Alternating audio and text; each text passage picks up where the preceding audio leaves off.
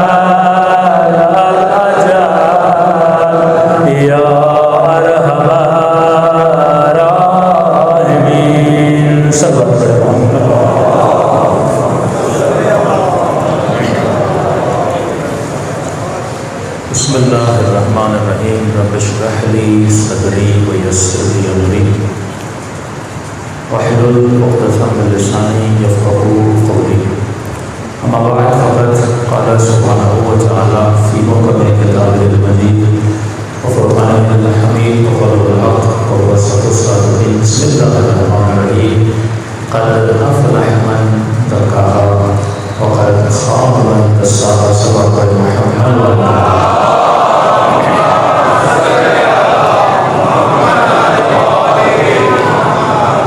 دعا ہے پروردگار عالم ہم سب کی آزادانیاں اپنی بارگاہ میں قبول فرمائیں اور جس مقصد زندگی اور حیات کی وجہ سے یہ مجالس رکھی جاتی ہیں اور مقاصد میں بھی ہم سب کو کامیابیاں نصیب فرمائیں۔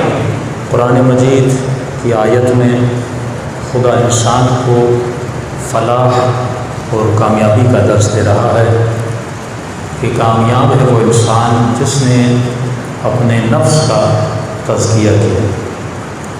ہم نے عرض کیا کہ کافر ہو یا مومن، بت پرست ہو یا مسیحی، ہر انسان یہ چاہتا ہے کہ میں زندگی میں سکسیزفل ہو جاؤں۔ صلوات پڑھیں محمد و آل محمد۔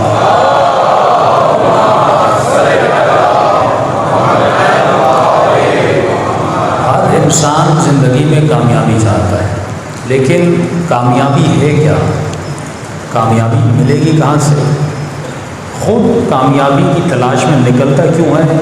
کیونکہ یہ سمجھتا ہے کہ اگر میں کامیاب ہو گیا تو میری زندگی میں سکون آ جائے گا۔ تو کسی کو گاڑی میں سکون نظر آتا ہے، کسی کو مال میں سکون نظر آتا ہے، کسی کو فلم دیکھنے میں سکون ملتا ہے، کسی کو سنیما جانے میں سکون ملتا ہے، اور کچھ لوگوں کو حسین کی مجلس میں آنے سے سکون ملتا ہے۔ آپ اگر یہاں آئے تو آپ کے آنے میں کوئی موٹیو تھا، کوئی محرک تھا جس نے آپ کو یہاں پر آنے پر مجبور کیا کہ آپ یہاں بیٹھے ہیں، کیونکہ آپ یہاں سے کچھ لینا چاہتے ہیں، کچھ حاصل کرنا چاہتے ہیں، آپ کے وجود میں کسی شے کا اضافہ ہوتا ہے۔ تو اس محرک کو دیکھنا ہے کہ انسان جس بھی شے کے پیچھے جاتا ہے اس کا محرک کیا ہے۔ اگر اس کا موٹیو اہل بیت کا فرمان ہے، عقل ہے، روح ہے، ما فی الضمیر ہے، تو انسان کی زندگی کامیابی ہے۔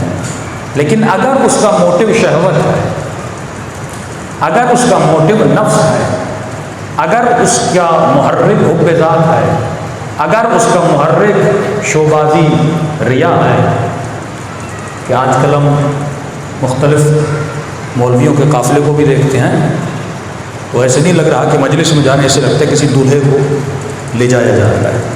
جب انسان اپنی عزت، نفع اور نقصان کا معیار چیزوں کو بنا دے اور عزت اور نفع یا ضرر کا نقصان خدا کو نہ سمجھے، تو انسان کے موٹیو کیا ہو جاتے ہیں؟ بدل جاتے ہیں، اس کی زندگی میں محرک بدل جاتے ہیں۔ اسی لیے معصوم نے فرمایا جب تک تو علم النفس اور معرفت النفس کو حاصل نہیں کرے گا تب تک تجھے معرفت امام زمانہ نہیں ملے گی۔ اب یہ معرفت النفس کیسے حاصل ہو؟ بزنس کا اصول ہے جب تک ڈیمانڈ نہیں ہوتی تب تک سیل نہیں ہوتی۔ آپ کسی ایسی چیز کو لے کر چلے جائیں جس کی ڈیمانڈ ہی نہیں، آپ کی چیز بکے گی نہیں۔ تو جب تک میرے وجود کے اندر معرفت النفس کی ڈیمانڈ نہیں بڑھے گی تب تک میں معرفت النفس کے پیچھے نہیں جاؤں گا۔ اگر کسی مومن کو سگریٹ چھڑوانی ہے تو آپ پہلے اس کے وجود میں ایک محرک کو پیدا کریں تاکہ وہ اس چیز کو چھوڑنے پہ تیار ہو جائے۔ دنیا کیا کرتی ہے؟ وہ ایڈورٹائزمنٹ کے ذریعے سے آپ کے وجود میں موٹیو کو پیدا کرتی ہے۔ کہ میں نے واٹر بیڈ کی آپ کو مثال دی تھی، ایک وقفہ اتنا خوبصورت بنایا جاتا ہے، آپ کے اندر ضرورت کو ایجاد کیا جاتا ہے، پھر آپ اسی ضرورت کے پیچھے لگ جاتے ہیں اور وہ چیزیں اپنے گھر میں لا کر بٹھا دیتے ہیں۔ مثال کے طور پر اگر میں کسی چیز کی تعریف کروں، کس چیز کے اتنے فائدے ہیں، آپ فوراً میرے پاس آئیں گے مولانا ہمیں چاہیے۔ تو پہلے محرک کو ایجاد کیا جاتا ہے، اور خدا نے انسان کو گناہ سے بچنے کے لیے جو برترین محرک دیا کہ جس موٹیویشن کے ذریعے انسان خود کو گناہ سے بچا سکے، وہ ذکر قیامت تھا، وہ ذکر قبر تھا، وہ ذکر موت تھا۔ اسی لیے قرآن میں 1200 آیتیں ایسی ہیں جو موت کے بارے میں۔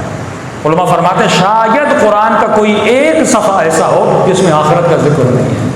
تو جب انسان آخرت کو جتنا یاد کرے گا اس کے اندر موٹیویشن پیدا ہوگی، تب جا کے وہ گناہ سے بچے گا، تب یہ جوان اپنی نگاہ کو نگاہ حرام سے بچائے گا، تب یہ اپنی زبان پر کنٹرول کر سکے گا، تب یہ زندگی میں 10 منٹ ایسے نکالے گا جس 10 منٹ میں اتنا مطالعہ کرے تاکہ اس کے دل میں معرفت امام زمانہ بڑھ جائے۔ لیکن جو دنیا کا سسٹم، میں نے کل کلچر پہ آپ کے سامنے بات کی، جو یونیورس کا کلچر ہے اس کے کلچر میں آپ کو کہیں موت نظر نہیں آتی۔ فلمیں بنتی ہیں دنیا پر، انٹرٹینمنٹ کی فلمیں بنتی ہیں، موٹیو کون ہوتا ہے؟ شہوت ہوتا ہے یا مال ہوتا ہے، یا سائنٹیفکلی فلمیں بنتی ہیں جن کا تعلق آپ کے لاجک سے، آپ کے دماغ سے ہوتا ہے۔ لیکن دنیا میں بہت کم فلمیں ایسی بنتی ہیں جس میں موت کا ذکر کیا جائے، جس میں قیامت کا ذکر کیا جائے۔ شہوت پہ گفتگو ہوتی ہے، مال پہ گفتگو ہوتی ہے، بزنس پہ گفتگو ہوتی ہے، مختلف ڈرامے بنائے جاتے ہیں، سائنٹیفکلی فلمیں بنائی جاتی ہیں، لیکن آپ نے دیکھا ہوگا کہ پورے یونیورس کا یہ کلچر ہی نہیں ہے کہ موت پہ گفتگو کی جائے۔ حالانکہ ہر انسان جانتا ہے کہ یہاں پہ میں 70 سال جینے آیا ہوں اور جس دنیا میں مجھے جانا ہے وہ ابدی دنیا ہے، اس کی کوئی لمٹ نہیں ہے، لمٹ لیس دنیا ہے، وہاں پہ ابدی زندگی ہے، لیکن اس زندگی کے بارے میں اس جوان کو پتہ ہی نہیں ہے۔ اسے تو یہ بتایا گیا کہ پیسے کی اہمیت یہ ہے، اسے تو یہ بتایا گیا مال کی اہمیت یہ ہے، اسے تو یہ بتایا گیا اگر اسٹیٹس بنانا ہے تو یہ چیزیں تیرے پاس ہونی چاہیے، لیکن اسے یہ بتایا ہی نہیں گیا کہ آخرت میں اگر تمہیں اسٹیٹس چاہیے تو تجھے علی بن ابی طالب کی اطاعت کی ضرورت ہے۔ آخرت میں اگر تجھے اسٹیٹس چاہیے تو تم نے اپنی قیامت کے لیے کیا کیا؟ تو میں نے کئی سال پہلے مجلس میں یہ عرض کیا تھا کہ ویسٹرن ورلڈ جو ہے اس کی جو سویلائزیشن ہے، اس کی سویلائزیشن کا جو دھاگا ہے وہ کیا ہے؟ ایک تسبیح کا تصور کیجئے، تسبیح کے دانوں میں نظم ہوتا ہے، اگر یہ دھاگا نہ ہو تو سارے دانے بکھر جائیں، اگر ان دانوں کو کسی شے نے ایک جگہ پہ اکٹھا کیا ہے وہ تسبیح کا دھاگا ہے۔ تو ویسٹرن سویلائزیشن اگر آج کھڑی ہے، ہمارا جوان وہاں جانا چاہتا ہے، ہمارا ڈاکٹر وہاں جانا چاہتا ہے، ہر پڑھا لکھا آدمی اس ملک میں جانا چاہتا ہے، کیوں؟ کیونکہ وہ سویلائزڈ ہیں، ہمارے ملک سویلائزڈ نہیں ہیں۔ تو اس کی سویلائزیشن میں جو اٹریکشن پیدا ہوئی وہ کون سی چیز ہے جس نے اس میں اٹریکشن کو پیدا کیا ہے؟ وہ اس کا دھاگا ہے۔ اس دھاگے کا نام کیا ہے؟ کہ جس میں نظم بھی ہے، جس میں ضبط بھی ہے، وہاں لوگ قانون کو فالو بھی کرتے ہیں۔ یہاں پہ ریڈ سگنل پہ آگے پاکستانی سگنل توڑ دیتا ہے، لیکن یہی پاکستانی جب یورپ جاتا ہے رات کے 2 بجے بھی سگنل کے پیچھے کھڑے ہو جاتا ہے۔ کس چیز نے اس کو اتنا مطیع کیا؟ کس چیز نے اسے اتنا فرما بردار کیا کہ یہاں پہ یہ قانون کو فالو نہیں کرتا لیکن وہاں پہ قانون کو فالو کرتا ہے؟ وہ کون سی ان کے سویلائزیشن کی خوبی ہے کہ جس نے اس کی سویلائزیشن کو کھڑا رکھا ہے؟ تسبیح کا تصور کیجئے، ویسٹرن سویلائزیشن کا تصور کیجئے، اور امام زمانہ جب آئیں گے مولا ایسا کون سا کام کریں گے کہ فی الفور ویسٹرن سویلائزیشن ٹوٹ جائے گی؟ کیا مولا کہ اللہم کل ولیک پڑھیں گے یا مولا کے کوئی دعا کریں گے کہ سویلائزیشن ٹوٹ جائے؟ پریکٹیکلی امام زمانہ اسلامی حکومتوں کے قیام کے لیے وہ کون سی چیز نافذ کریں گے کہ فرماتے جب امام کا ظہور ہوگا کوئی بچہ چور پیدا نہیں ہوگا، امام زمانہ کا ظہور ہوگا کوئی بچہ زانی نہیں ہوگا، امام زمانہ کا ظہور ہوگا کوئی بچہ گناہ نہیں کرے گا۔ ایسی کون سی جادو کی چھڑی ہے جو امام زمانہ کیا کوئی نیا دین لائیں گے؟ کیا کوئی نئی شریعت لائیں گے؟ کیا کوئی نئے اقوال لائیں گے؟ یہی دین یہی شریعت ہوگی، لیکن کس چیز کو امام زمانہ امپلیمنٹ کریں گے کہ تمام تر لوگ دیندار بن جائیں گے، پورے معاشرے کے دلوں میں رحم پیدا ہو جائے گا، پورا معاشرہ دین کا فالوور بن جائے گا؟ وہ کون سی چیز ہے؟ پہلے ویسٹرن سویلائزیشن کو سمجھنے کی ضرورت ہے۔ انہوں نے اپنے معاشرے کو کس طرح کھڑا کیا کہ ان کے معاشرے میں قانون بھی ہے، قانون کو فالو بھی کیا جاتا ہے، وہاں پہ ایک نظم ہے، ایک ضبط ہے۔ فرماتے ہیں اس دھاگے کا نام ہے معاش۔ کیا نام ہے؟ معاش۔ یہ ذہنوں میں بٹھا دیجئے، اس دھاگے کا نام ہے معاش، یعنی اکنومیکلی انہوں نے اپنے معاشرے کو کنٹرول کیا ہوا ہے۔ مثال کے طور پہ یہاں سے جو جوان یو کے کمانے جاتا ہے وہ گیا ہی کمانے کے لیے ہے، وہ یو کے زیارت کرنے نہیں گیا، وہ وہاں پہ دعائیں پڑھنے نہیں گیا، یعنی اس کا جو موٹیو تھا یورپ جانے کا وہ پیسہ کمانا تھا۔ وہ ڈاکٹر ہو یا انجینئر ہو یا جتنے بھی اسٹوڈنٹ جاتے ہیں وہاں پہ کوئی معرفت و نفس تو لینے نہیں جاتے نا۔ ویسٹرن ورلڈ میں جوان کیوں جاتا ہے؟ وہاں پہ اپنی اکنومک کو مضبوط کرنے جاتا ہے۔ تو سب سے بڑی چیز جو جس نے اس کے سسٹم کو کھڑا کیا ہے وہ ان کی اکنومک ہے، جس کو عربک میں کہا جاتا ہے معاش، احادیث میں کہا جاتا ہے معاش، جس کو کہا جاتا ہے دجال کی آنکھ۔ دجال کانا ہوگا، اس کے پاس ایک آنکھ نہیں ہوگی، دوسری آنکھ ہوگی۔ آج تک آپ نے سوچا وہ دوسری آنکھ کون سی ہے جو اس کے پاس نہیں ہوگی؟ اور یہ کیوں فرمایا کہ دجال کے پاس ایک آنکھ ہوگی؟ معصومین فرماتے ہیں یہ ایک آنکھ معاش کی آنکھ ہے، جتنا بھی دجالی سسٹم ہے وہ صرف معاش کی بنیاد پہ چلے گا، اس کے جتنے بھی قوانین بنائے جائیں گے وہ اکنومیکلی بنیاد پہ ہوں گے، ممالک کے آپس میں جتنے بھی تعلقات ہوں گے وہ اکنومیکلی بنیاد پہ ہوں گے۔ پاکستان کا اگر تعلق سعودی عرب سے ہے تو کوئی دینداری کی وجہ سے نہیں ہے، کیونکہ وہاں سے ریال آ رہے ہیں، وہاں سے پیسہ آ رہا ہے۔ امریکہ کے ساتھ اگر آج تعلق تھوڑا سا بگڑ رہا ہے، کیوں؟ کیونکہ وہاں سے پیسہ نہیں آ رہا۔ چائنا کے ساتھ اگر تعلق مضبوط ہو رہا ہے تو اس لیے نہیں کہ چائنیز بہت بڑا کلمہ پڑھتے ہیں یا نمازیں پڑھتے ہیں، میرا تعلق چائنا سے اس لیے ہے کیونکہ چائنا سے مجھے میرا معاش بہتر بن رہا ہے، میری مٹیریلسٹ دنیا بہتر بن رہی ہے۔ تو آخری زمانے میں جو نظام حاوی ہو جائے وہ نظام دجالی ہوگا۔ دجالی نظام مطلب کیا؟ دوستیاں اسی بنیاد پہ ہوں گی، مالدار ہے بیٹی کا رشتہ کرواؤں گا، مالدار ہے دوست بناؤں گا، مالدار ہے کوشش کروں گا اس کی صحبت میں بیٹھوں۔ آخری زمانے میں دجالی نظام، اور کوئی بھی شخص اس دجالی نظام سے بچ نہیں پائے گا کیونکہ ان کی سویلائزیشن اتنی مضبوط ہوگی، آپ اس کی سویلائزیشن کو فالو کرو گے۔ پورا بینکنگ سیکٹر، بینک جب لون دیتا ہے کیا رحمدلی کی بنیاد پہ دیتا ہے یا معاش کی بنیاد پہ دیتا ہے؟ وہ لوگوں کا خون چوستا ہے صرف اس لیے اسے پیسہ بنانا ہے۔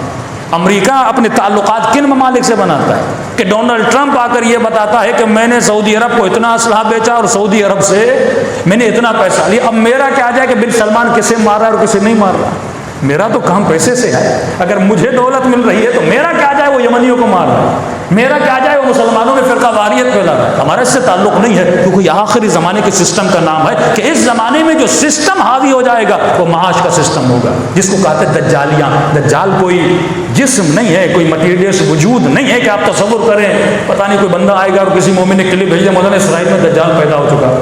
اب ایب نارمل بچہ تھا، اس کی ایک آنکھ تھی، بھائی دجال ایب نارمل نہیں ہے، دجال بہت نارمل ہے، وہ اپنے سسٹم کو اتنی تیزی سے چلاتا ہے، عقلانیت سے چلاتا ہے کہ بڑے سے بڑے اس کے سسٹم کے جھانسے میں آ جاتے ہیں۔ لیکن سوال وہیں کا وہیں کھڑا ہے، یہ جو نوجوان سگنل پہ کھڑا ہوتا ہے یو کے میں، کینیڈا میں، یو ایس میں، ویسٹرن ورلڈ میں، یہ کیوں کھڑا ہو جاتا ہے؟ کیونکہ وہاں معاش کے پیچھے گیا تھا، اور اس کو پتا ہے اگر میں سگنل کو توڑوں گا تو 200 پاؤنڈ کا فائن بھرنا پڑے گا، تو اس کا معاش نقصان میں پڑ رہا ہے۔ وہ سگنل پہ اس لیے نہیں رک رہا کیونکہ کوئی گناہ ہے یا ثواب ہے رکنا، اس کا ثواب یہ ہے کہ اس کا پیسہ بچ رہا ہے، اور جہاں جہاں اس کا پیسہ بچے گا وہ اطاعت کرتا جائے گا۔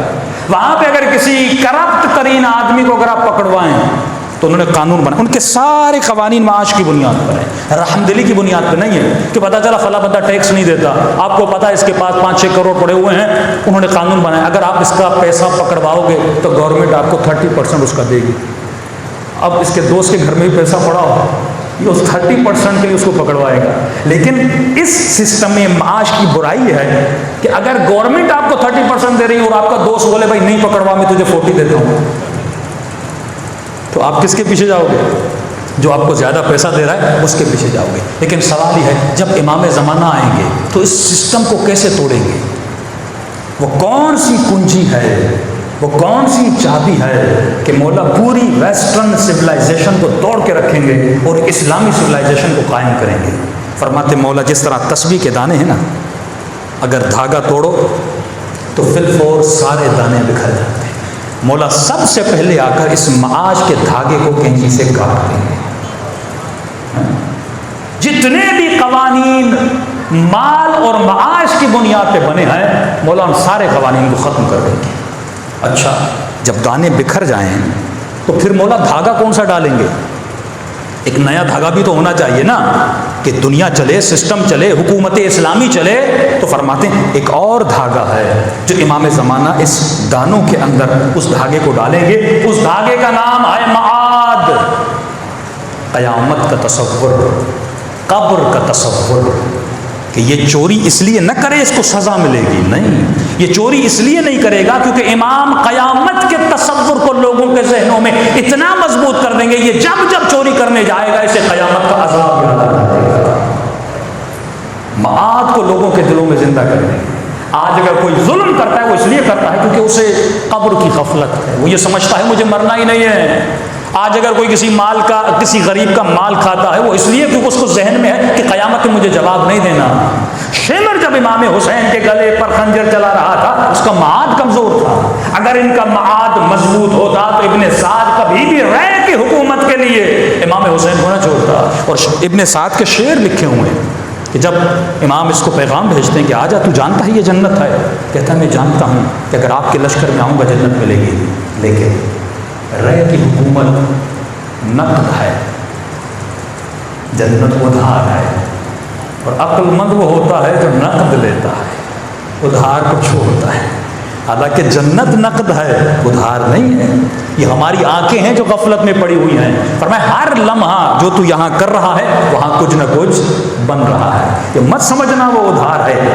اعجاز اور جائزہ اور ہدیہ خدا کسی دنیا میں تجھے عطا کرتا ہے. کیونکہ معرفت النفس نہیں تھی, اس نے جنت کو ادھار سمجھا اور یہاں شیطان کے کہے ہوئے کو نقد سمجھا. اگر معرفت نفس آ جائے اور انسان کے دل میں تصور قیامت مضبوط ہو جائے, تصور موت مضبوط ہو جائے, یہ انسان کبھی بھی گناہ نہ کرے. اور سب سے زیادہ اس کی زندگی میں جس چیز کی ڈیمانڈ ہوگی وہ یہی ہوگی کہ اپنی آخرت کو بناؤں. سب بات پڑھے محمد والے محمد.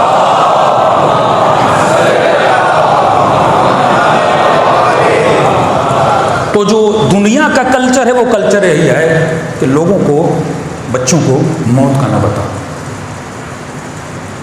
شہوت پہ فلمیں بنائی جاتی ہیں. آپ ایسے ایسے ڈرامے دیکھیں گے, سیریز دیکھیں گے. صبح پاکستان کی آپ ٹی وی کھولیں, مارننگ شو, کوکنگ کی ساری کلاسیں چل رہی ہیں. بریانی کیسے بنانی ہے, پزا کیسے بنانا ہے, پاستا کیسے بنانا ہے. ہاں, خواتین کیا سیکھ رہی ہیں؟ کھانے. صرف پیٹ کی پوجا ہو رہی ہے, پیٹ کی پوجا ہو رہی ہے. دوپہر کے رات کے مارننگ شو میں جاتے ہیں, اس میں بھی یہی چکر ہوتا ہے. مختلف چیزیں, ڈرامے چل رہے ہوتے ہیں, جھوٹی کہانیاں چل رہی ہوتی ہیں. بولا فرماتے رسول خدا کا فرمان ہے, قیاست عقل مند کی نشانی ہے.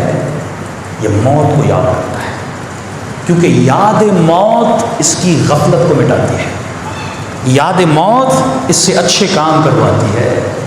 لیکن ہمارے یہاں الٹی گنگا چل رہی ہے. اگر کرکٹ کا میچ چل رہا وہ کھیل ہے, ہم نے کھیل کو سیریس لیا اور سیریس چیزوں کو کھیل بنا لیا. قبر ہمارے لیے کھیل ہے, فلاں بندہ مر گیا جنازہ پڑھ کے آ گیا, سوچا ہی نہیں کہ مجھے بھی کسی قبر میں جانا ہے. اتنے لوگ مرتے ہیں, ہم جنازے اٹھاتے ہیں, کوئی پرواہ نہیں ہمیں. لیکن ہم نے کھیل کو سیریس بنا دیا. کرکٹ کا میچ ہو رہا, روڈوں پہ گاڑی نظر نہیں آ رہی. اتنا لوگوں نے میچز کو سیریس لیا. پاکستان میں کوئی ڈرامہ مشہور ہو جاتا ہے, کہتے ہیں اتنا مشہور ڈرامہ, مولانا پورے روڈ خالی تھے. لیکن کوئی مومن مر جائے, روڈ خالی ہوتے ہیں, لوگ اس کے جنازے میں تشریف کرتے ہیں. آج تو رسم بن گئی ہے, یورپی کلچر ہے نا, کہ جنازہ گاڑی میں ڈالا, ایمبولینس میں ڈالا اور سیدھا جا کے قبر پہ اتار دیا. اسلام میں تشییع جنازہ ہے. یہ ویسٹرن کلچر تھا کہ گاڑی میں رکھو تاکہ لوگ تشییع بھی نہ کریں کہ بھائی جنازے کو کاندھا دینا اتنا ثواب ہے, تم تصور نہیں کر سکتے. انہوں نے ڈبے میں ڈال دیتے ہیں, نیچے ڈال دیتے. اور قبرستان جو جائے گا ہے عبرت تھی برائے انسان, لیکن قبرستان بھی لوگوں نے کیا کر دیے, شہر سے دور بنا دیے. اب سے شہر سے دور ہوگا کون جائے گا؟ پہلے قبرستان شہروں کے بیچ میں ہوا کرتے تھے تاکہ لوگوں کا وہاں سے گزر ہو. دوسرا وہی ویسٹرن کلچر اور ویسٹرن سوسائٹی اور ویسٹرن مائنڈ سیٹ کہ وہ قبرستان جہاں پہ لوگ عبرت جا کے لیتے تھے, اب قبرستانوں کو پارک بنا دیا.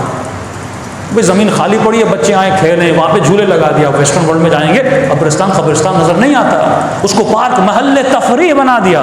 جہاں پہ آ کر عبرت لینی تھی وہاں پہ لوگ آ کر کھیل کود میں مصروف ہو جاتے ہیں. ڈرامے کو اتنی اہمیت دی جاتی ہے, گیمز کو اتنی اہمیت دی جاتی ہے. اور یہاں تک انسان اس ایک گیم کے لیے, کرکٹ کے لیے سیریس, کئی لوگوں کو تو پاکستان ہر جگہ اٹیک پڑ جاتا ہے. کھیل کے لیے اس کو اٹیک آ جاتا ہے. خرم شہر میں ایک بندے نے اپنا بہت خوبصورت گھر بنایا. صدام نے حملہ کیا, یہ بیچارہ گھر پر چھوڑ کے چلا گیا. جب پھر خرم شہر آزاد ہوا, یہ واپس خرم شہر میں آیا. اب جس کا سب کچھ گھر ہو, اس نے دل لگی گھر سے لگائی تھی نا. اب جیسے واپس آیا, اپنے گھر ٹوٹا ہوا دیکھا, اس بیچارے کو وہیں اٹیک ہوا اور مر گیا. جو دنیا کو ہدف سمجھ لے, جو کھیل ہے اسے ہدف سمجھ لے, اس انسان کی موت آ جاتی ہے. لیکن فرماتے جب رسول خدا قیامت کی آیتیں پڑھتے تھے, معراج سے جب واپس آئے, لوگوں کو بتاتے تھے کہ میں نے کون کون سے عذاب دیکھے, تو اصحاب رسول سن کے بے ہوش ہو جاتے تھے. امام زین العابدین جب احوال قیامت بتاتے تھے صحابی کہتے ہیں اندھیرا تھا، مولا جب سجدے میں جا کے دعا پڑھتے تھے، جب سر سجدے سے اٹھاتے تھے نیچے جتنی مٹی تھی وہ ساری گیلی ہو جاتی تھی۔ یہ خوف پروردگار عالم، یہ کیوں دل میں نہیں ہے؟ عقل مند کی نشانی یہ ہے کہ عقل مند موت کا ذکر بھی کرتا ہے، موت کو یاد بھی کرتا ہے۔ لیکن اسی حوالے سے کچھ شبہات اور اعتراضات، کیونکہ جب تک آپ اس کو سمجھیں گے نہیں معرفت نفس آپ کے وجود میں نہیں آئے گی۔ لوگوں نے کہا کہ بھائی موت کو یاد نہ کرو، کہا کیوں؟ کہ دیکھو موت کو یاد کرنے سے آدمی ڈپریشن میں چلا جاتا ہے، وہ اسی لیے موت کے فلمیں نہیں بناتے کہ بچوں کو موت کا نہیں بتاؤ، ارے موت کا سوچیں گے یہ ڈپریشن ہو جائیں گے، یہ افسردہ ہو جائیں گے، یہ انزائٹی کا شکار ہو جائیں گے، ان کے اندر پینک پیدا ہو جائے گا۔ حالانکہ معصوم فرماتے ایسا نہیں ہے، تم کتنا بھی لوگوں کو موت کا نہ بتاؤ لیکن موت تو حقیقت ہے نا۔ کیا موت کو یاد نہ کرنے سے کسی کو موت نہیں آئے گی؟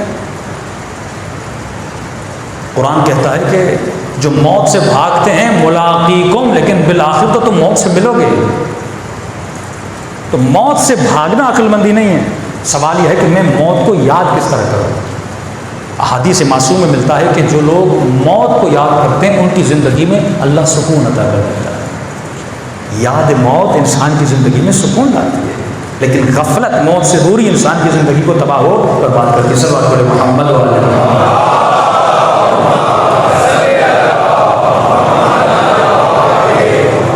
حدیث رسول خدا سنی فرماتے ہیں اکثرہم ذکرا للموت واشدہم استعدادا لہ۔ عقل مند کی نشانی یہ ہے کہ یہ زیادہ سے زیادہ اپنی موت کو یاد کرتا ہے، وہ استعدادا لہ، اور زیادہ سے زیادہ اس کی تیاری کرتا ہے۔ ایران کے بہت بڑے مرجع آیت اللہ مرزا شیرازی، دیکھیے یہ ہوتے ہیں علی والے، یہ ہوتی علی والے کی زندگی۔ ان سے ان کے شاگرد نے پوچھا قبلہ اگر آپ کو پتہ چلے کہ ایک ہفتے کے بعد آپ کو موت آئے گی تو آپ کون سا عمل کریں گے؟ ہم رات کو خواب دیکھیں کہ 3 دن میں ہماری موت آنے والی ہے، تو ہم سے اگر کوئی پوچھے آپ کون سا عمل کریں گے، آپ جواب ذہن میں رکھیے اور دیکھیے مرزا شیرازی نے کون سا جواب دیا، علی کے چاہنے والے کا جواب ہے، بڑا سیدھا سادہ جواب دیا کہ قبلہ اگر آپ کو پتہ چلے کہ ایک ہفتے کے بعد آپ کی موت آئے گی تو آپ کیا کریں گے؟ انہوں نے کہا وہی کروں گا جو 60 سال سے کر رہا ہوں، وہی کروں گا جو 60 سال سے کر رہا ہوں، مجھے کوئی نئی چیز نہیں کرنی۔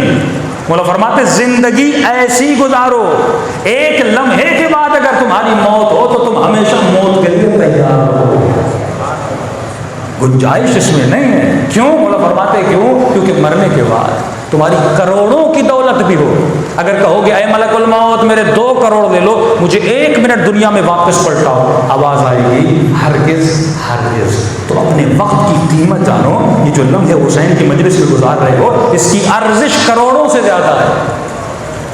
تو زندگی ایسی گزاری کرو کہ آج اگر 20 سال کا جوان ہے، 50 سال کا کوئی مومن ہے، 45 سال کا اگر کوئی مومن ہے، 70 سال کا اگر کوئی مومن ہے، مولا فرماتے زندگی ایسی گزارو، اگر کوئی تم سے پوچھے کیا تم اپنی گزاری ہوئی زندگی سے مطمئن ہو تو جواب یہ آنا چاہیے ہاں میں اپنی زندگی سے راضی ہوں۔ اگر تو اپنی زندگی سے راضی ہے تو امام زمانہ بھی تیری زندگی سے راضی ہے۔ صلوات پڑھیں محمد وعلی محمد۔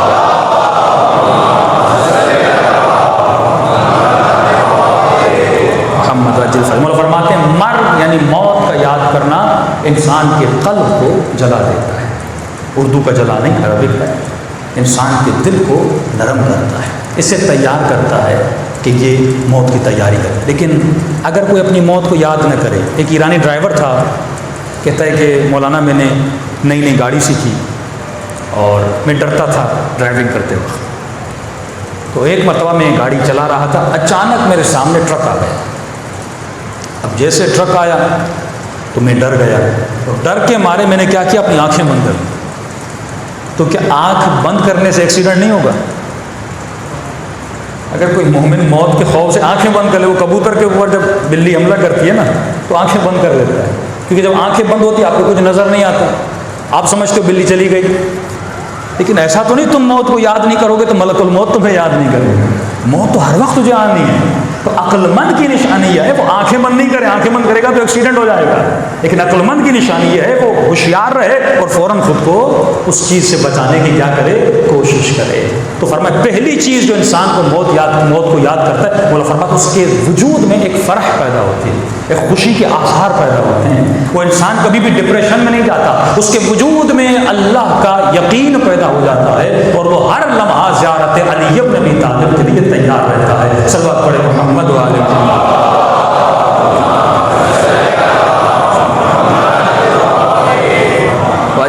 موت کو چند طریقوں سے یاد کیا جا سکتا ہے. ایک، موت کا یاد کرنے کا طریقہ مایوس، مثلا جو انسان یاد کر کے فوراً مایوس ہو جائے. عرب کا بہت بڑا شاعر تھا، وہ روز موت کو یاد کر کے مایوس ہو جاتا تھا. بھئی مر جاؤں گا، سب ختم ہو جائے گا، کیونکہ اس کا سارا جو ہدف اور مقصد تھا وہ دنیا تھی. مر جاؤں گا، بچوں سے جدا ہو جاؤں گا، مر جاؤں گا، دولت سے جدا ہو جاؤں گا. تو اس نے کہا، پوری زندگی اس نے شادی بھی نہیں کی. وہ مر گیا اور اس نے کہا میری قبر پہ لکھ دو کہ یہ جو جنایت اور جرم ہے میرے پیدا ہونے کا میں نے نہیں کیا، میرے ماں باپ نے کی. تو ایک تو بندہ ایسی زندگی گزارتا ہے، موت کو یاد کر کے پوری زندگی کیا رہتا ہے؟ مایوس رہتا ہے. دوسرا، موت کا زندگی گزارنے کا طریقہ غافلانہ طریقہ ہے، جیسے انگریز گزار رہے ہیں. وہ مایوس نہیں ہیں، ان کو پتہ ہے مرنا ہے، لیکن پھر بھی مایوس نہیں، بڑے خوشی سے کلبز میں جاتے ہیں، مزے کرتے ہیں، زنائیں کرتے ہیں، شرابیں پیتے ہیں. غافلانہ طریقہ. لیکن یہ طریقہ بھی خطرناک ہے، کیونکہ کب تک اپنی آنکھوں کو بند کرو گے؟ ایک دن تو آنا ہے کہ تمہیں موت آئے گی، ایک دن تو موت کا سامنا کرو گے. تو پھر وہی لوگ جب بوڑھے ہو جاتے ہیں، چہرے پہ ڈپریشن کے آثار ہوتے ہیں، کیونکہ پوری زندگی تو گزار دی لیکن آخر میں مرنا ہے. ایک طریقہ جو علوی طریقہ ہے، اہل بیت کا طریقہ ہے، وہ واقع بینانہ طریقہ ہے کہ حقیقت کو دیکھ اور حقیقت کو سمجھ اور حقیقت کو سمجھ کے اپنی زندگی کے قدم اٹھا. یہ طریقہ اہل بیت علیہ الصلوۃ والسلام کا طریقہ ہے.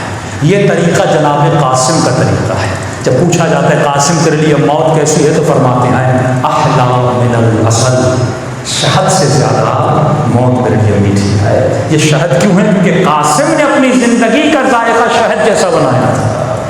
فرماتی یہ حیات پانی کی طرح ہے، جیسی تو زندگی گزارتا ہے ویسا ذائقہ تجھے چکھایا جاتا ہے. تو زندگی اہل بیت والی گزار، جب دنیا سے جائے گا تو تمہاری موت کا ذائقہ بھی قاسم کی طرح شہد سے زیادہ میٹھا ہوگا. صلوات پڑھے محمد و آل محمد.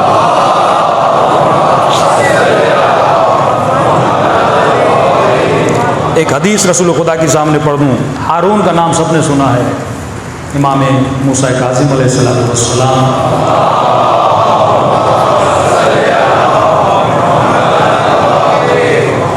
فرماتے اس نے اپنے سپاہیوں کو کہا کہ کسی ایسے شخص کو ڈھونڈ کے لاؤ جس نے رسول خدا کی ایک بھی حدیث سنی ہو اپنے کانوں سے. لوگوں نے کہا اتنا زمانہ گزر گیا، رسول خدا کی حدیث کس نے سنی؟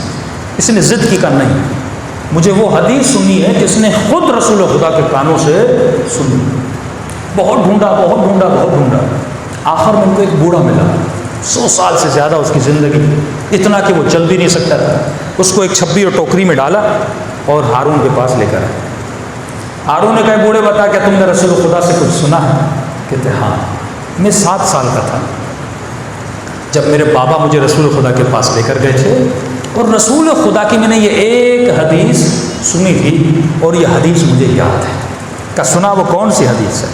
فرمایا رسول خدا نے فرمایا یشیب ابن آدم، جب آدم کی اولاد بوڑھی ہونے لگتی ہے، تشیب فیہ خصلتان، جیسے یہ بوڑھا ہوتا ہے اس کے اندر 2 عادتیں جوان ہوتی ہیں. ایک طرف بڑھاپا، ایک طرف 2 خصلتیں، 2 عادتیں اس کے اندر جوان ہونے لگتی ہیں. فرمایا کون؟ فرمایا الحرص وطول الامل. جیسے یہ بوڑھا ہوتا جاتا ہے، اس کی زندگی بڑھتی جاتی ہے، اس کے اندر حرص بڑھتا ہے. ایک حرص تو جوانی والا حرص ہے، لیکن جیسے بوڑھا ہوتا ہے حرص اور بڑھتا ہے. اس کی چھوٹی سی آپ کو مثال دوں کہ آپ نے دیکھا ہوگا بوڑھے لوگ جیسے بوڑھے ہوتے ہیں بہت زیادہ کنجوس ہوتے جاتے ہیں، یہ اس حرص کی نشانی ہے. دوسرا فرماتے ہیں وہ طول العمل، جیسے جیسے یہ بوڑھا ہوتا ہے اس کے اندر لمبی لمبی خواہشیں جنم لینا شروع کرتی ہیں. مثلا 60 سال کا ہو گیا، کہتے اللہ اتنی زندگی دے، بیٹے کی شادی ہو جائے، اپنے بیٹے کو دلہا بنتے ہوئے دیکھو. اللہ کہتا ہے ٹھیک ہے مان لیا، بیٹے کی شادی ہو جاتی ہے. اب پھر مسئلے پہ آتا ہے خدا اتنی زندگی دے، اپنے بیٹے کے بیٹے کو دیکھو. تو اللہ وہ بھی دے دیتا ہے. پھر کہتا ہے خدا اتنی زندگی، اب ان کی جوانیاں دیکھو. کبھی بھی اس کی آرزویں ختم نہیں ہوتی. 2 خصلتیں ان میں بڑھتی ہیں. ہارون بہت خوش ہوا. اس نے کہا تیرا شکریہ. ہارون نے پیسوں کی تھیلی دی، اس بوڑھے کو دی جو چھپی میں بیٹھا ہوا تھا، اتنا بوڑھا چل بھی نہیں سکتا. اس کو پیسے کی تھیلی دی. بوڑھا بہت خوش ہوا. سپاہی کو کہ اس کو لے کر جاؤ. سپاہی اس کو لے کر گئے. ابھی یہ دربار سے نکلا نہیں تھا. اس نے سپاہی کو رک جاؤ. تو کیا کہ مجھے ہارون سے پھر ملنا ہے. کب دربار سے ابھی تھوڑی دیر تو ہے، اتنا فاصلہ طے نہیں کیا، مجھے لے کر جا، میرا بہت ضروری کام ہے. کب واپس لے کر جاتے ہیں. پھر آیا ہارون کے پاس. ہارون نے کہا بھائی پھر کیوں آئے ہو؟ کوئی نئی حدیث کا نہیں، حدیث تو وہ ایک ہی تھی. میں یہ پوچھنے آیا ہوں کہ یہ جو پیسے آپ نے مجھے دیے ہیں یہ صرف آج دیے ہیں یا ہر مہینے دو گے؟ یہ جو پیسے تم نے مجھے آج دیے ہیں. ہارون اتنا ہنسا کہ قد صدق رسول اللہ، میرے نبی نے سچ فرمایا تھا. میں تو یہ سمجھ رہا تھا تو اتنا بوڑھا ہے کہیں باہر نکلتے نکلتے مر نہ جائے، تجھے اگلے مہینے کی بھی پڑی ہوئی. تو یہ انسان کا حال ہے. کیونکہ انسان جب دنیا میں آئے، جب جیسے آدمی بوڑھا ہوتا رہتا ہے، شیطان اس کے اندر اور ہرس بڑھاتا رہتا ہے. تو یہ مت سوچئے کہ وہ لوگ کہتے ہیں مولانا بوڑھے ہو جائیں گے تو واجبات ادا کریں گے، بوڑھا ہو جاؤں گا تو زکوٰۃ دوں گا، خمس. بھائی ابھی نہیں دے رہے تو بڑھاپے میں تو بالکل نہیں دو گے. کیونکہ جیسے جیسے بوڑھے ہوتے جاؤ گے ویسے ویسے ہرس کیا ہوتا جائے گا؟ بڑھتا جائے گا. یہ عادتیں جوانی میں اپنے اندر پیدا کرو اور ان عادتوں کو راسخ کر دو اپنے وجود میں. جب راسخ ہو جائیں گی تو مولا فرماتے ہیں تو علی بن ابی طالب کی زینت بن جائے گا. صلوات پڑھے محمد و آل محمد.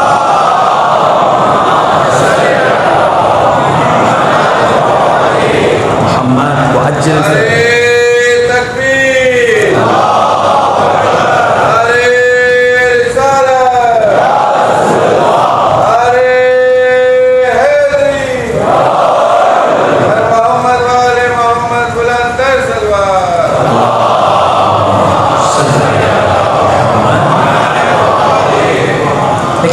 کوشچن مارک بنتا ہے. وہ یہ ہے کہ میں پھر دنیا میں زندگی کیسے گزاروں؟ کہ بارہا ممبر سے کہا جاتا ہے کہ مال کی محبت بھی نہ ہو، یہ بھی نہ ہو، یہ بھی نہ ہو، لیکن یہ تو لوازمات زندگی ہے. تو ایک شخص میرے چھٹے امام جعفر صادق علیہ السلام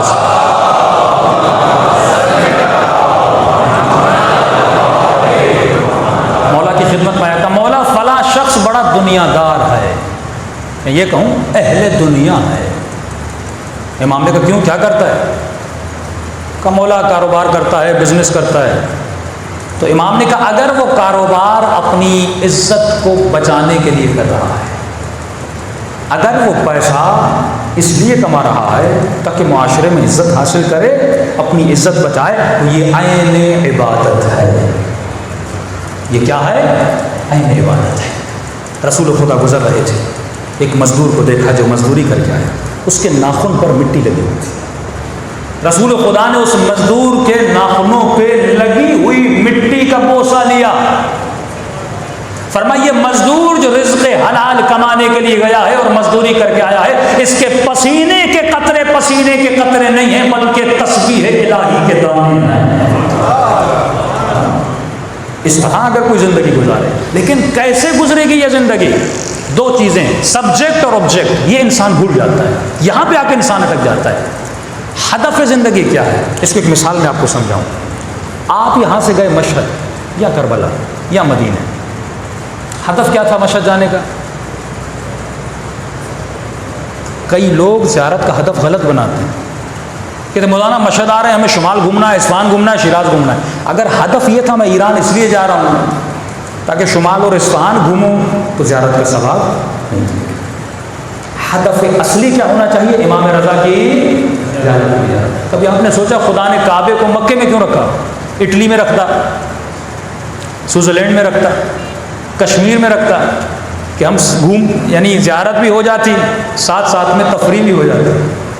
لیکن خدا نے اپنا گھر اس سرزمین پہ بنایا جو زمین ذی زرع ہے، پتھریلی زمین، سخت ترین زمین، شدت کی گرمی، کہ جب میری زیارت پر آؤ تمہارا خیال باغوں کی طرف نہیں جائے، صرف میرے کعبے کی طرف رہے.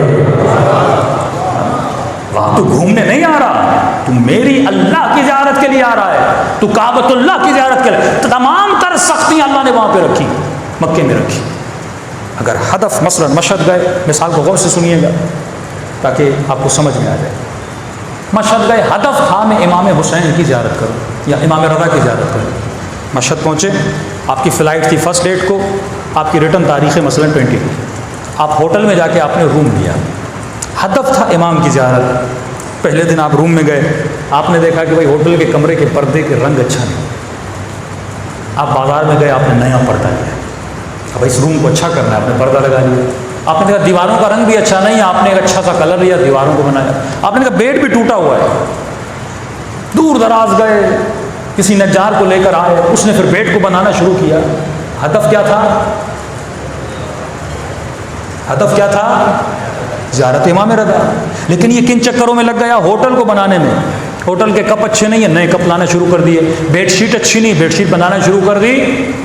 کبھی کبھی اگر زیارت پہ جاتا بھی تھا تو پھر بھی اس کے ذہن میں وہ ہوٹل کا روم تھا کہ جلدی واپس جاؤں اور جا کر ہوٹل کے روم کو کیا کر دوں؟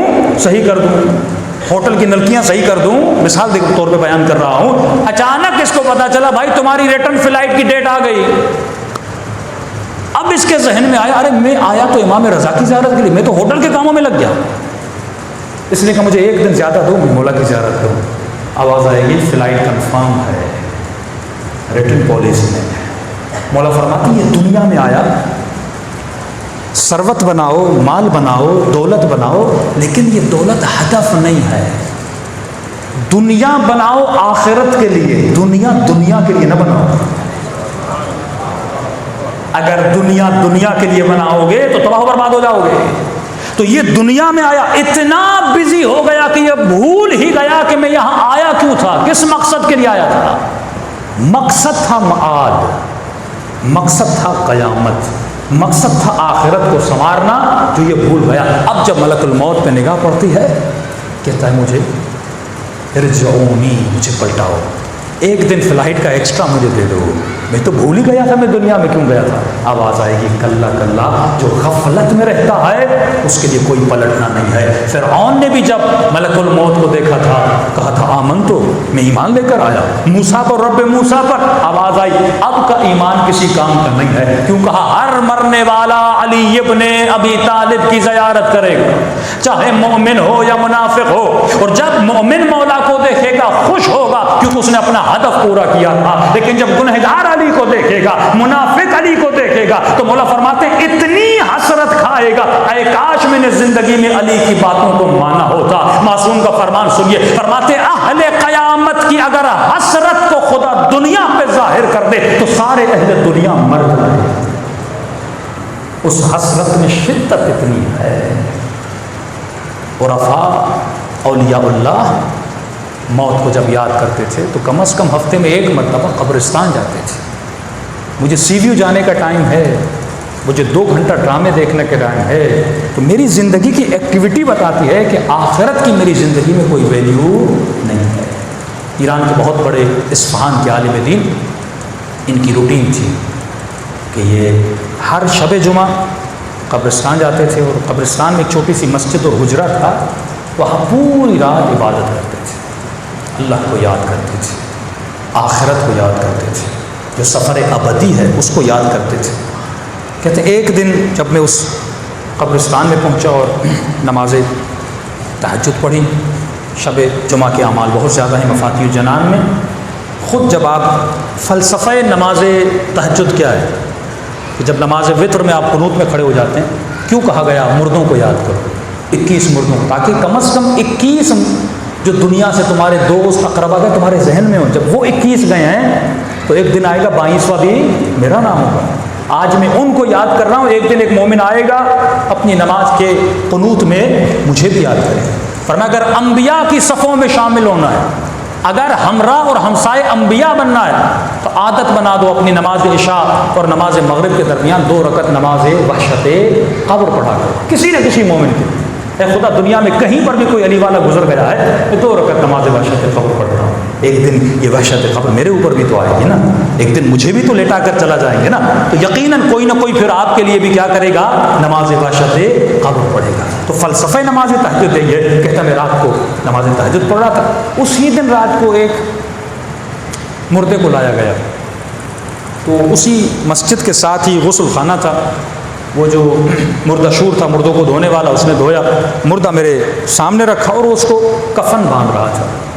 میں اپنی نماز میں مشغول تھا، کہتا یہاں میں نے نماز ختم کر کے سجدے میں گیا تو مجھے عجیب چیخوں کی آواز آئی، آہ بکا کی آواز، اتنا اس آواز میں وحشت تھی کہ میں سجدے سے اپنا سر اٹھا بھی نہیں سکتا تھا۔ یہ تو یہ اس کو کفن باندھ رہا تھا، میں دیکھا اس کو آوازیں نہیں آ رہی، لیکن اچانک خدا نے میرے کانوں کو کھول دیا، برزخی کان کھل گئے کہ وَاعْبُدْ رَبَّكَ حَتَّى يَأْتِيَكَ الْيَقِينُ، اتنی عبادت کر تاکہ تجھے مقام یقین ملے۔ مقام یقین کا کیا مطلب؟ علم الیقین، عین الیقین، حق الیقین۔ ہم علم الیقین کی منزل پر ہیں، آپ سب کو پتہ ہے قیامت ہے لیکن آپ نے دیکھی نہیں، آپ سب کو پتہ ہے قبر آئے گی لیکن آپ نے دیکھا نہیں، آپ سب کو پتہ ہے جہنم کی آگ گرم ہے، سقوم ہے، حمیم ہے، لیکن آپ نے دیکھا نہیں۔ ہم پہلی منزل پر ہیں علم الیقین، دوسری منزل ہے عین الیقین، آنکھوں سے دیکھو، آخری منزل ہے حق الیقین، یقین راسخ ہو جاتا ہے۔ حضرت ابراہیم جیسا نبی کہتا ہے خدا مجھے دکھاؤ تم زندہ کس طرح کرتے ہو، مارتے کس طرح ہو؟ تو جب انسان دیکھتا ہے یقین راسخ ہو جاتا ہے۔ تو جو عبادت کثرت سے کرتا ہے یقیناً خدا خواب کے ذریعے سے کسی نہ کسی منظر کے ذریعے سے اسے یقین دلاتا ہے۔ اب جب یقین آتا ہے اس کے عمل میں حد سے زیادہ مضبوطی آ جاتی ہے۔ کہتا ہے میں نے نماز پڑھی، وہ کفن باندھ رہا ہے بڑی نرمی سے، اسے پتہ نہیں لگ رہا، لیکن یہ آوازیں میری کانوں تک آ رہی تھی، وحشت بھری آوازیں، درد بھری آوازیں، گویا کسی پہ عذاب کیا جا رہا ہو اور وہ بندہ خدا چیخ رہا تھا۔ کہا تھا مجھ سے برداشت، میری دل اتنی، میں نے کہا میرا دل پھٹ جائے گا، لیکن اس وحشت زدہ آواز کے نتیجے میں مجھ سے کھڑا نہیں ہوا جا رہا تھا۔ میں آواز دے کر اس کفن باندھنے والے کو کہنا چاہتا تھا مجھے اٹھاؤ اور کمرے سے باہر لے کر جاؤ، لیکن وہ میری آواز سن نہیں رہا۔ دھیمی سی اس نے میری آواز سنی، اس نے قبلہ رک جائیے میں کفن باندھ لوں آپ کو لے جاتا ہوں۔ کہتا اس نے میری آواز نہیں سنی، بڑی مشکل سے میں وہاں سے اٹھا، اس قبرستان سے باہر گیا۔ 40 دن میں اپنے گھر میں بیمار پڑا رہا، 40 دن، صرف ایک مردے پر عذاب کو دیکھنے کے بعد۔ اب تصور کریں جس نے یہ دیکھا ہو، کیا وہ کبھی اللہ کی نافرمانی کرے گا؟ کیا وہ کبھی گناہ کرے گا؟ نہیں۔ اور یہ کب ملتا ہے؟ جب انسان کثرت سے اپنی آخرت کو یاد کرتا ہے۔ اور آخرت کیسے یاد ہوتی ہے؟ فرمایا کربلا جاؤ تو صرف علم لے کر مت آیا کرو، صرف سجدگاہیں لے کر مت آیا کرو، اپنے ساتھ ایک کفن بھی لایا کرو۔ اہل بیت کا وطیرہ تھا، امام نے جو لباس جناب دہبل کو دیا اس نے کفن سمجھ کے اپنے ساتھ قبر میں رکھا تھا۔ اور فرمایا ہر شب جمعہ اپنے کفن کو دیکھا کرو۔ عالم دین تھا، دو دوست آپس میں، ایک عالم دنیا سے چلا گیا، خواب کے عالم میں دیکھا، کیا دیکھا کہ عالم ہے برزخ میں بیٹھا ہوا ہے، نعمتیں ساری ہیں، لیکن ایک بچھو ہے جو اس کو کاٹ رہا ہے۔ رو کر کہنے لگا دوست مجھے اس بچھو سے بچاؤ۔ کہ میں آپ کو کیسے بچا سکتا ہوں؟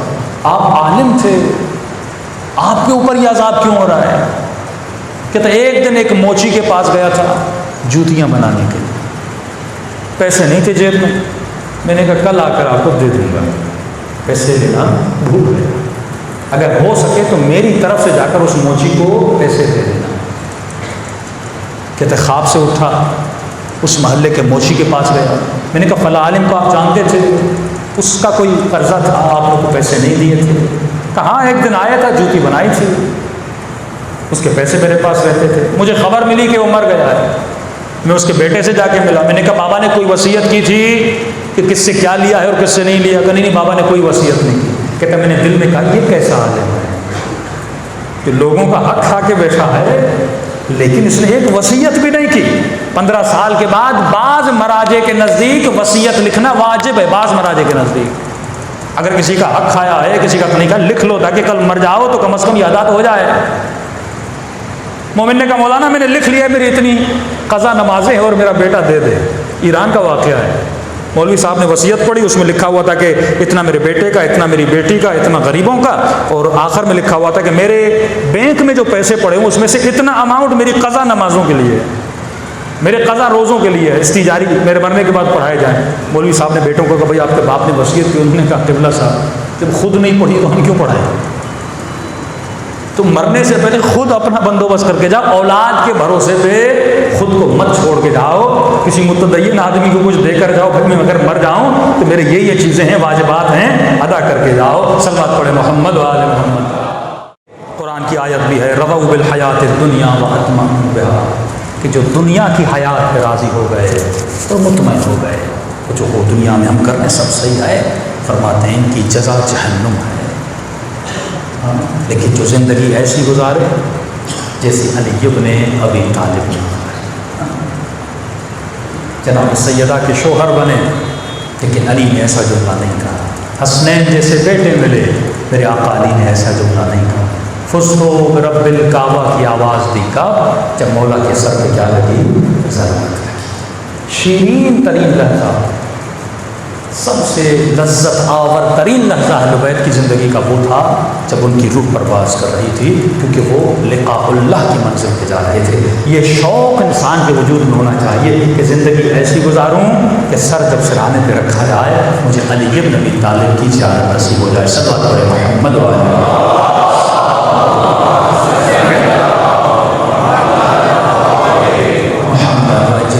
واقعات بہت ہیں جن لوگوں نے زندگیاں اچھی گزاری۔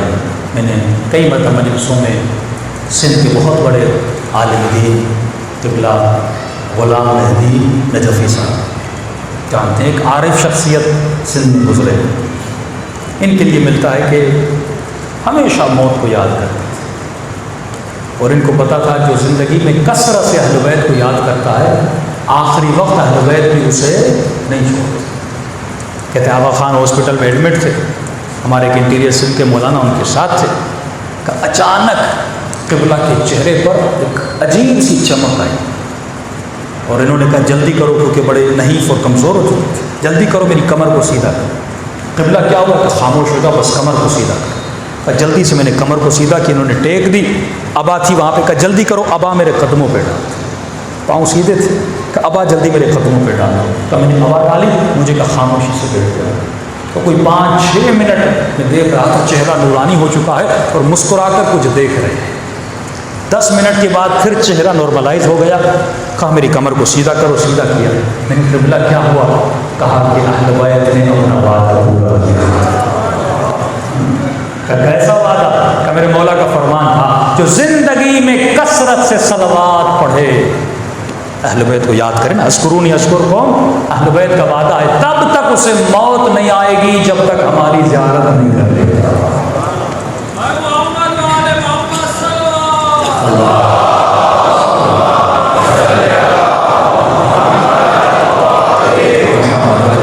تو یہ وہ دھاگا ہے جو معاد کا دھاگا ہے، امام زمانہ کا سسٹم معاد پہ چلے گا، لوگوں کے دلوں میں اتنا قیامت کا عقیدہ راسخ ہو جائے گا۔ اور یہ وہ 2 آنکھیں ہیں، اگر کسی کے پاس صرف معاش کی آنکھ ہے وہ دجال ہے، تجھے دونوں آنکھیں رکھنی ہیں، ایک آنکھ معاش بھی کماؤ اور دوسرا معاد کو بھی مد نظر رکھو۔ مولا باغات میں جا رہے تھے کھجوریں لے کر، کسی نے کہا یا علی کہاں جا رہے ہیں؟ مولا فرماتے ہیں 30,000 کھجور کے دانوں کو لے کر جا رہے ہیں۔ مولا کیوں؟ کہ زمین میں کاشتکاری کروں گا، اور 30,000 دانے جب مولا نے لگا لیے 30,000 سرسبز درخت کھجوروں کے نکلے۔ ایک وقت تھا مولا جوتیوں کو سیتے تھے، اور ایک وقت ہے کہ ابن عباس کہتا ہے کہ ہر مہینے علی 30,000 درہم اللہ کی راہ میں دیتے تھے۔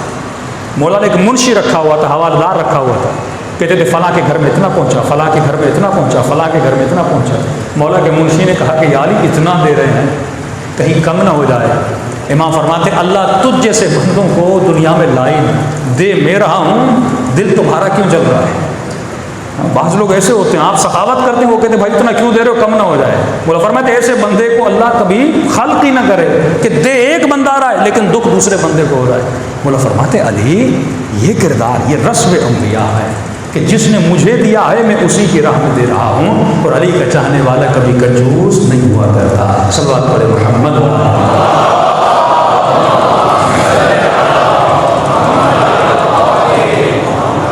اہل بیت کا نام، اہل بیت کا ذکر اگر ہم تک پہنچا، لوگوں نے قربانیاں دی، تب جا کے اس مقام پہ آپ پہنچے۔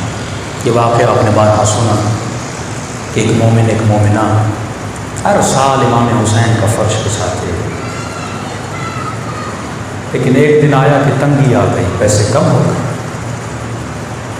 شوہر نے بیوی سے کہا میرے پاس کچھ بھی نہیں بچا، کہ تمہارے پاس کچھ بالیاں ہوں، کوئی سونے کا ہار ہو تو مجھے دو، اس کو بیچوں۔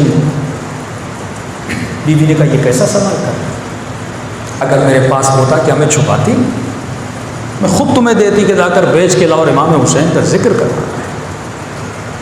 دونوں بیٹھ گئے، کیونکہ ہر سال جو بندہ کام کروائے اور اچانک اس کے اوپر تنگی آ جائے، لوگ تو انتظار رکھتے ہیں بھائی اس کے گھر میں تو ہر سال مجلس ہوتی ہے، کچھ بھی نہیں بچا تھا۔ شوہر نے کہا ایک راستہ ہے، اگر تو اپنے دل پہ پتھر رکھے۔ بیوی نے کہا یہ بھی کوئی پوچھنے کی بات ہے، میری جان حسین ابن علی کے قربان۔ کہا وہ جان سے زیادہ ہے۔ کہا کیا کہنا چاہتے ہو؟ اب یہ پرانا زمانہ تھا، غلاموں کا زمانہ۔ کہا اللہ نے ہمیں ایک جوان بیٹا دیا ہے،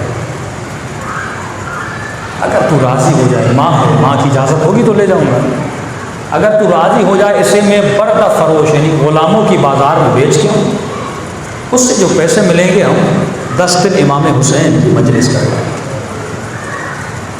یہ خاتون کہتی ہے پہلے تو میں چپ ہو گئی، کہنا اور کرنا بہت زمین و آسمان۔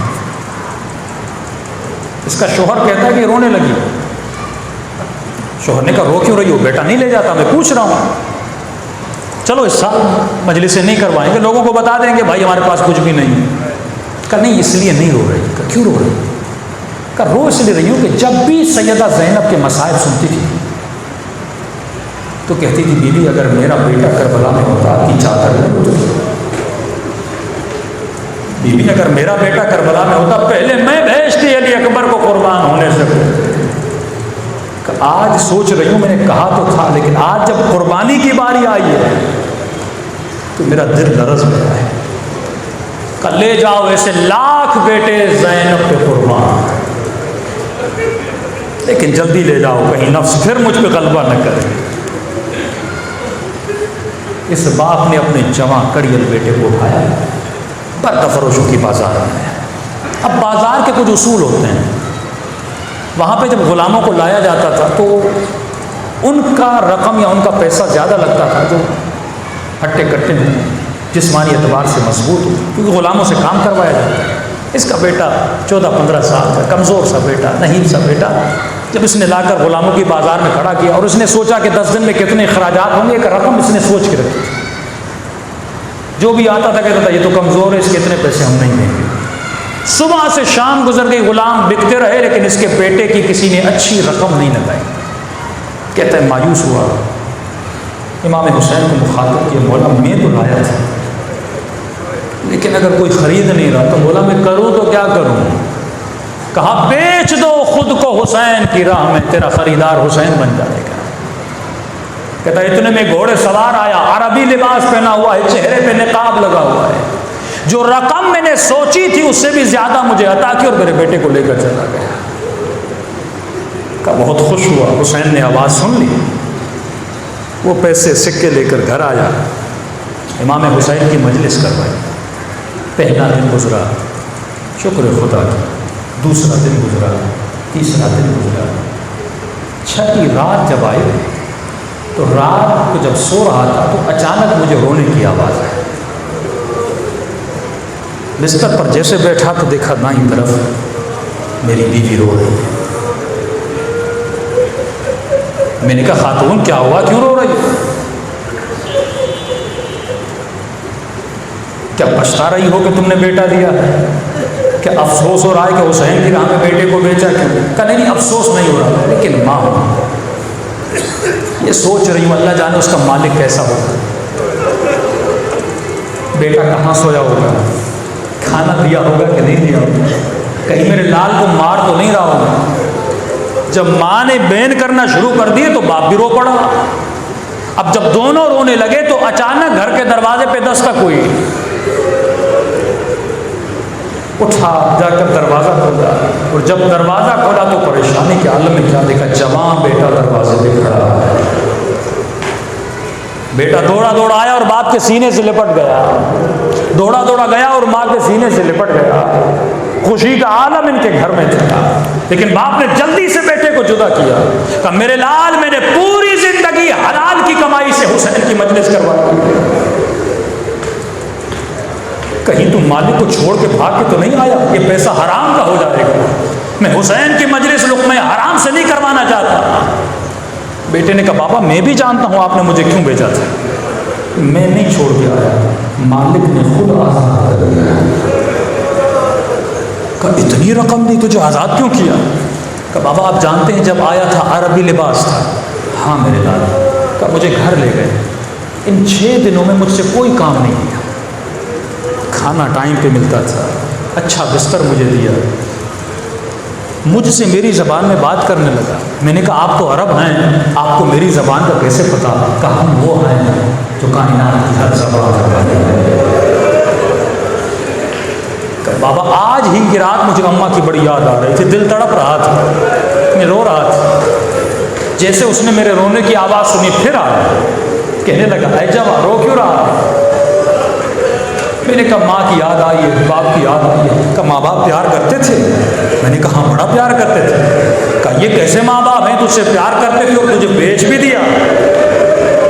کہا مجھ سے پیار کرتے تھے لیکن حسین سے زیادہ کرتے تھے،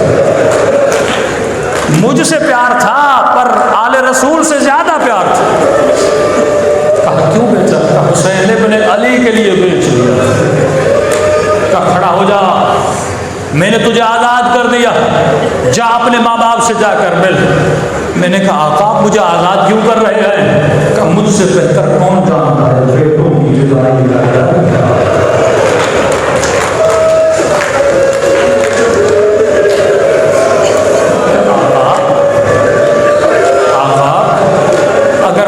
پوچھیں کہ آپ نے مجھے آزاد کیوں کیا تو جواب کیا دوں گا؟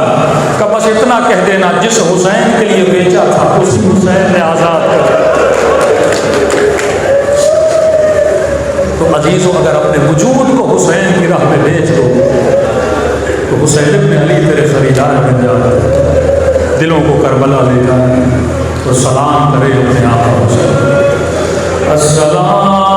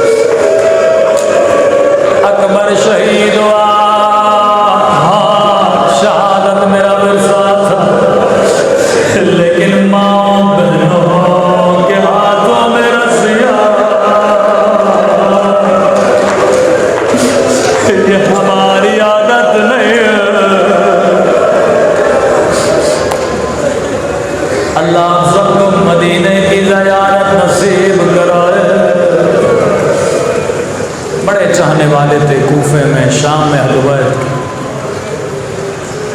فرمایا غم اس بات کا نہیں تھا کہ غیروں نے نہیں پہچانا، اور غم اس بات کا تھا کہ اپنوں نے بھی پہچان سے انکار کیا۔ کافی اپنے ایسے تھے جو چھتوں پہ بیٹھے تھے، جھولیوں میں پتھر لے۔ ایک مومنہ ہے جسے بچپن سے حسین نے پالا، چھوٹی تھی، یتیم ہو گئی، امام حسین گھر لے کر آئے۔ قرآن زینب نے پڑھا، حجاب زینب نے سکھایا۔ جب جوان ہوئی امام حسین نے شادی کرا دی۔ ہر سال مدینے آتے تھے، رو کر کہتی تھی مولا آپ کے مجھ پہ بڑے احسان، آپ نے اپنی بچیوں کی طرح مجھے پالا۔ مولا میں اپنے شوہر کو کہتی ہوں میرا حسین بڑا قریب۔ ہر سال کہتا ہے کب آئے گا تیرا مولا، میں دعوت دوں گا، سفرہ لگاؤں گا، اس نے بچپن سے تجھے پالا۔ امام نے فرمایا شیرین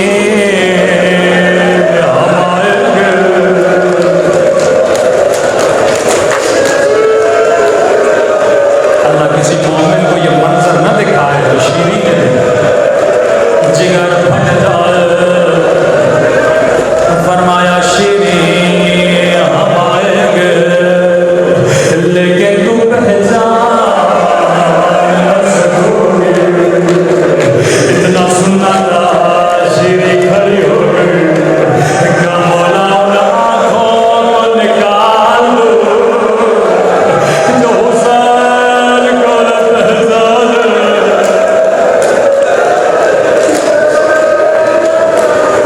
امام نے فرمایا شیریں تیرا قصور نہیں ہوگا، حالات بدل جائیں گے، لیکن شیریں حسین کی ایک وصیت ہے، اسے یاد رکھنا، مولا سر آنکھوں جو کہیں میں کرنے کے لیے تیار ہوں۔ فرمایا شیریں قیدی بڑے مظلوم ہوتے ہیں، قیدیوں کا خاص خیال رکھنا۔ عزیز و حالات بدل گئے، زینب کی چادر اٹھ گئی، سکینہ یتیم ہو گئی، حسین کا سر کٹ چکا، عباس کے بالو کٹ چکے، رباب کی گولی اجڑ گئی۔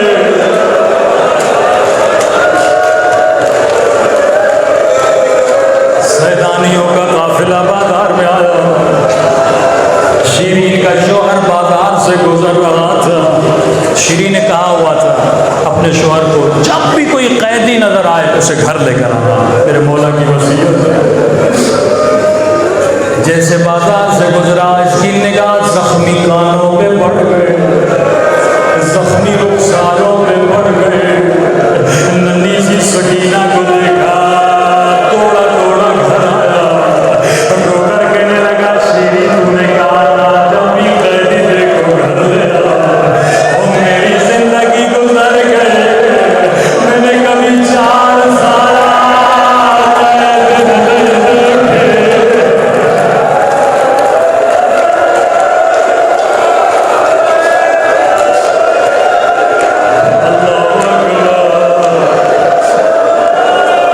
جلدی کرو قیدیوں کو گھر لے کر آؤ۔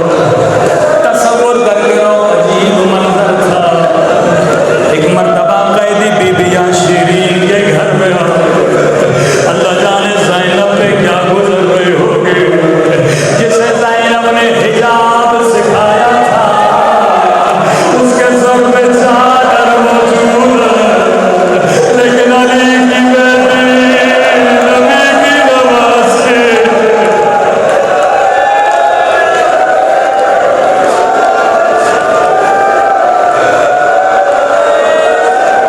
شیریں نے جلدی جلدی سے سفرہ لگایا۔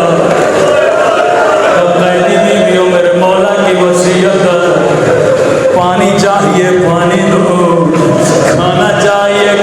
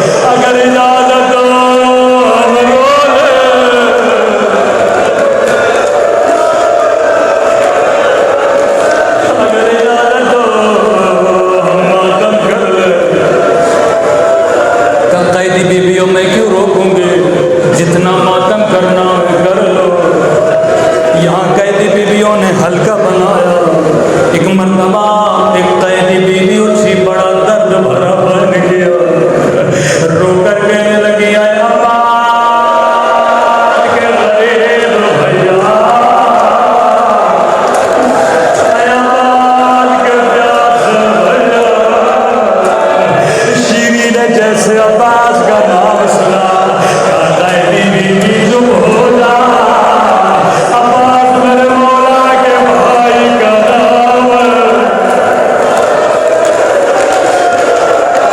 اللہ عباس نے میری جان قربان کر دے۔ بیویاں بیٹھ گئیں، شیریں تیرا گھر ہے، کیا کریں؟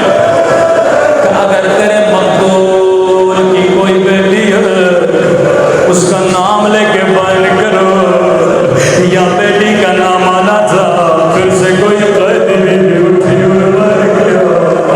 اے سکینہ کے پیاسے بابا، اے سکینہ کے غریب وطن بابا، قید بھی چپ ہو جا، سکینہ میرے مولا کی بیٹی کا نام ہے۔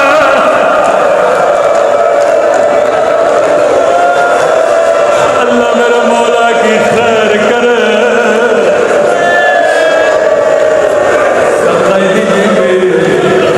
یہ تو مدینے والوں کے نام ہے۔ شیرین رونے لگے، ایک مرتبہ کہنے لگی قیدی بیوی تجھے آخری مہلت دیتی ہوں، اگر تیرے مقدور کی کوئی بہن ہے اس کا نام لے کے بیان کرو۔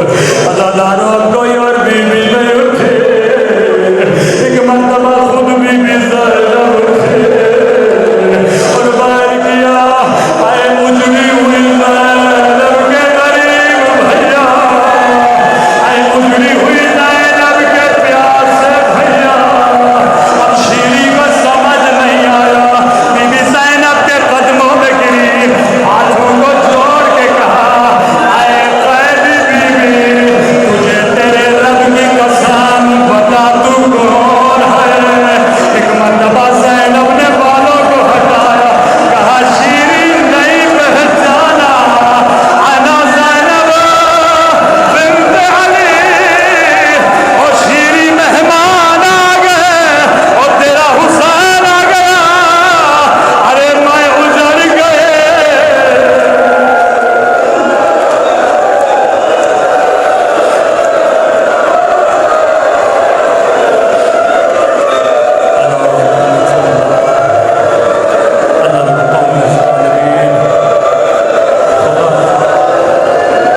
مجھے حسین کے اجڑے ہوئے گھرانے کا بس، ہمارے مولا راقہ امام کا ظہور، ہم سب کو مولا کے آباد و انصار میں شریک، ہم سب کے صغیرہ کبیرہ گناہ معاف فرما، ہم سب کو عاقبت بخیری نصیب فرما، قبر و قیامت میں حسین کی شفاعت نصیب فرما۔